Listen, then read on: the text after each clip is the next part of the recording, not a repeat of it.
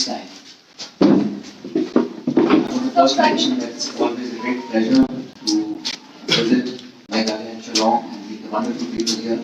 Today I'm going to raise a few issues in front of you, and I think they're important in the context of the voters making up their minds as to which party and what government can take the state forward for the next 5 years. We've had a previous government here in Meghalaya, which was also voted by the people of the state. But those parties that came together, promising and committing themselves to the development of the state, to provide jobs, economic development, growth, etc. Those same very people today are pulling in different directions, accusing each other of corruption. I think the people want to ask the question that for 5 years when you work together as a team, at that point there were no concerns about the corrupt practices or the allegations that we see today. And I think this mass migration of elected representatives happening from one party to another party is something that doesn't argue very well for our polity. And this state is a wonderful, peace-loving, progressive state. People of Meghalaya are looking for a government, for a party that can actually hold everyone together. And I'm absolutely confident the way that the Congress party has given its candidates this time. In fact, I'm told this is the youngest ever candidate list in the history of Meghalaya. Congress party has deliberately given tickets to young men and women, qualified professionals who have convictions and principles, who are committed to the people, who will really usher in a new era for the state of Meghalaya. I'm told about 10 of our seats out of 60 we've given to women for the first time. So equal participation of young people, professionally qualified individuals and women, I think will reflect the true demography of the state. Potential that we have in the state has not been explored. I think every party, especially the last government, whether it's the BJP or the NPP or other partners, they were quite focused on how to politically realign themselves only to stay in power. The Congress, I think, is committed to enhancing the IT sector, the tourism sector, the economic growth, the investment, the job creation that young people in this city, in this state are aspiring for. The BJP has been in government for the last 8.5 years in New Delhi. They had a government here. And the BJP always talks about the double engine sarkar. Well, they had the opportunity here where they had two governments and double engine. And yet, at the time of elections, now they've gone apart and are doing this finger pointing game. So the BJP stands totally exposed in my mind because while they were in government in Delhi and they had power here, they were not able to deliver what the expectations were. And I think the expectations aren't something that cannot be fulfilled. But look at the way the issue of price rise and unemployment really has taken ground. The issue that we want to fight this election is on how the next 5 years can we curb inflation, create employment, and not just employment. Young people who are qualified often are underemployed. So they're technically qualified, are graduates and postgraduates, but are getting jobs that are below what their qualification should get them. So underemployment, unemployment, lack of investment. What has stopped the government of India in the last 5 years while they were in power here to have more factories, more industry, more manufacturing happening here? That did not happen. So therefore, I am confident that Mr. Pala and Mr. Balaji, all our colleagues here in the state, we have a fresh team, we have fresh candidates, and the state has always had a leaning towards the Congress party. I dare say that most of the political leaders in the state, no matter where they are today, they have originally come from the Congress party because it is Congress and our leaders in Delhi which actually had the commitment and the willpower to create a state, to name it in such a beautiful fashion. So the relationship between the Congress party and the state of Meghalaya is generational. It's been there for decades, and now is the time of reckoning where people have many options, as you know. There are many parties which are trying to spread their wings into the state. There are many parties which are playing a game of who can be the power broker in the end.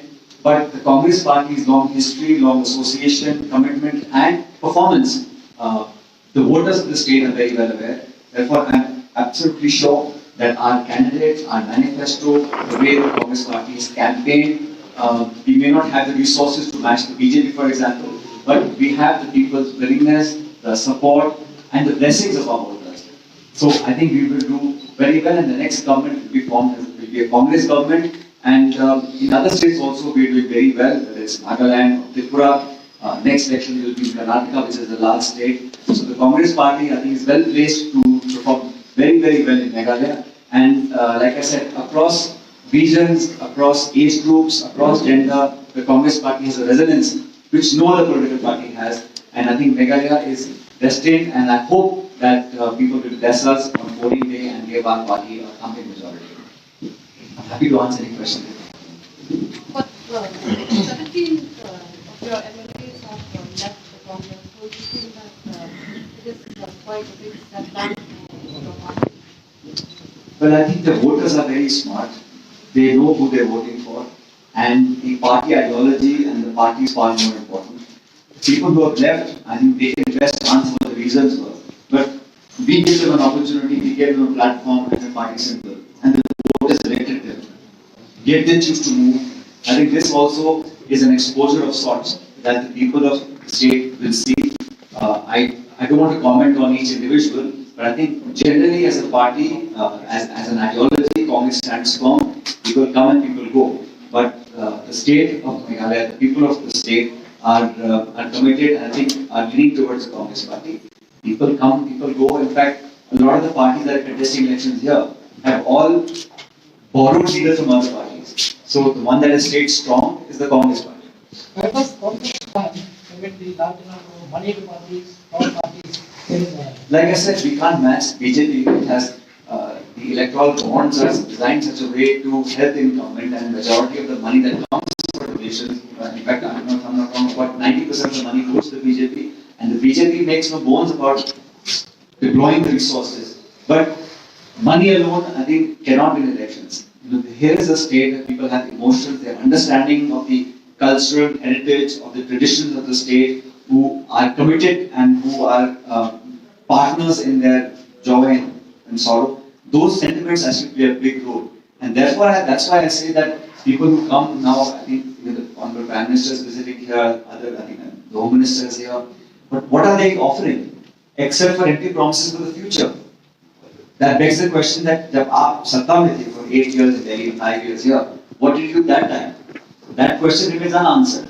All these flowery speeches and promise of the future is all well and good. What about when you had the chance, when the opportunity? However you may have formed the government, but you had power. What did you do that time? And what happened to your partner that you were sharing power for 5 years and now suddenly you are accusing each other? It shows that it is pure, simple, selfish, power-centric game. Deploy resources, take on opponents when the time suits you, and then part ways when it doesn't suit you. And who's to say that post-election it will not realign again? No one is committing to that.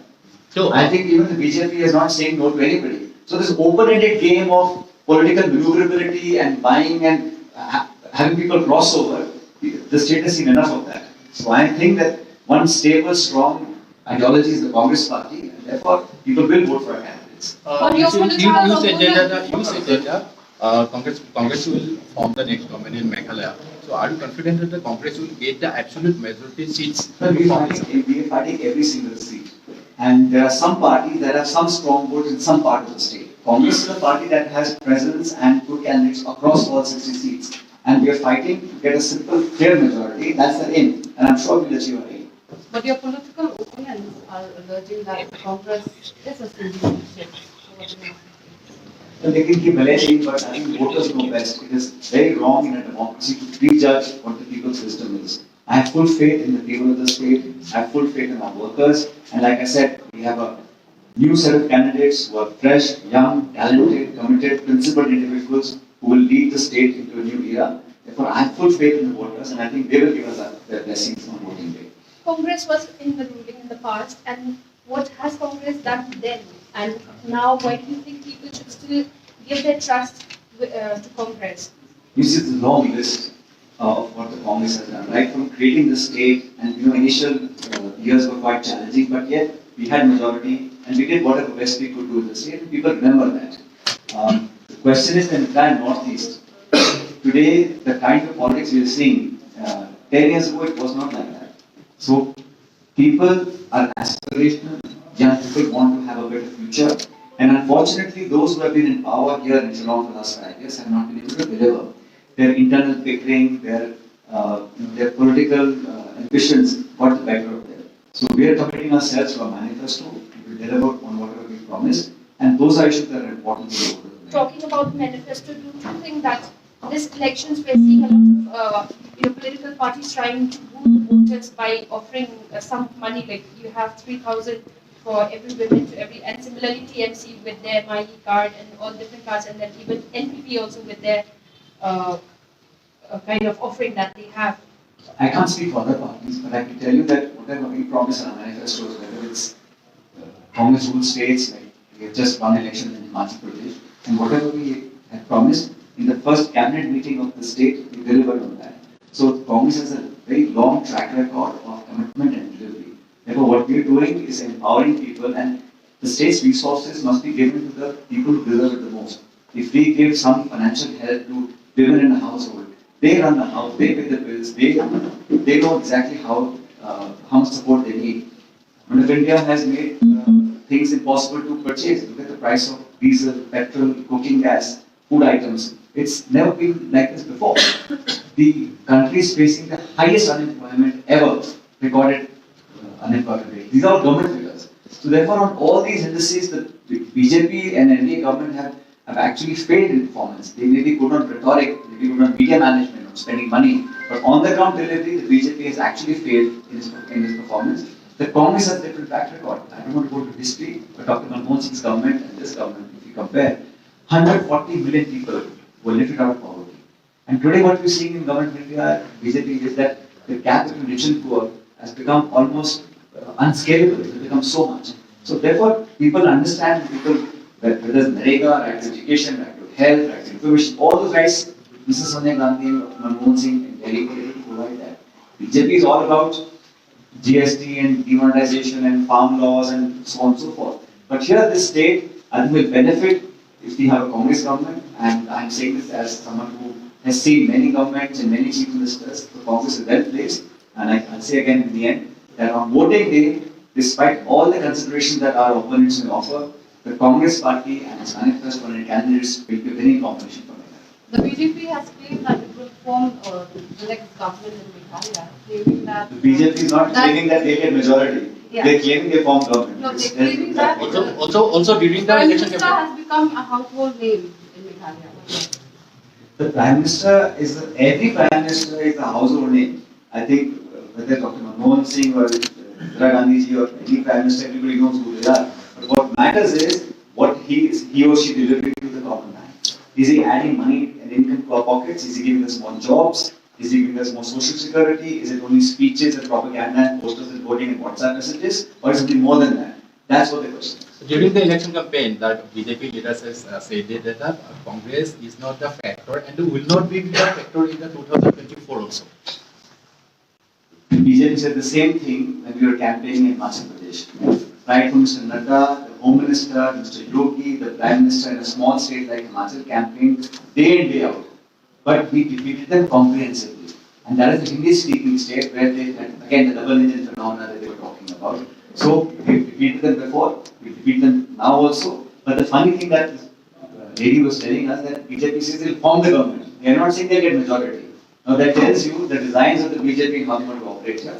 Rest, I think people are smart enough to understand. Sachin ji, जिस तरह से अगर मेघालय की बात करें तो आप बोल रहे हैं न्यू फेसेस को आप प्रमोट करते हैं, तो अभी जैसे इंडियन पॉलिटिक्स की बात करें तो इस पे एक्सपीरियंस फेसेस की जरूरत होती है, जबकि यहाँ पर बिल्कुल कोई नया एक्सपीरियंस या कोई एमएलए नहीं है, तो आप किस तरह से इस इश्यूज को एड्रेस करेंगे, कैसे सामना करेंगे? कांग्रेस पार्टी के नेता यहाँ पर बहुत पुराने हैं, लेकिन जो कैंडिडेट्स हैं उन नए लोगों को मौका, जब तक आप नए लोगों को मौका नहीं दोगे तो कैसे फ्रेश लोग आएंगे? इसलिए कांग्रेस ने बहुत सोच समझकर यंग लोगों को मौका दिया है, लेकिन कांग्रेस के जो नेता हैं, जो कांग्रेस का यहाँ पे इंफ्रास्ट्रक्चर है, पार्टी है, वो तो बहुत पुरानी है, तो वो अनुभव हम लोगों के पास है, लेकिन जो एमएलए बनकर विधानसभा में जाएंगे उन लोग नए लोग बने, फ्रेश लोग बने। और ये हमारी पार्टी में भी शिविर चिंतन जी का अधिवेशन होने वाला है रायपुर में, वहां पर भी हम लोग चाहते हैं कि नौजवान लोगों को जिम्मेदारी वाले पद दिए जाएं, ताकि वो आने वाले समय जो देश नौजवान है, सोसाइटी नौजवान है, तो पार्टी का जो नेतृत्व और लीडरशिप उसको भी नौजवान है। सचिन जी एक चीज बताइए कि आप कह रहे हैं कि यंग लोग, हमने कांग्रेस के बहुत से राज्यों में ऐसा देखा है कि यंग लोगों को मौका दिया गया लेकिन उनको ऊपर आने का मौका नहीं दिया गया। तो क्या मेघालय में ऐसा होगा कि जो यंग है उनको आने का मौका दिया जाए? यंग लोगों को जब टिकट दिए हैं तो वो जीत कर आएंगे, जब सरकार बनेगी तो भागीदारी उनकी होगी। ऑब्वियसली होगा, जब सारा हमारे 60 में से 80-90% young लोग हैं, so most of the people who will win obviously will get a chance to work in the government. It's obvious. And I think the idea is to have a fresh start. We have in the last 5 years, lots of pull and pressure, lots of allegations, lots of finger pointing. Start fresh. Congress will form a government here, and then the state of Meghalaya can look to a new start. You'll be going with Recent CM.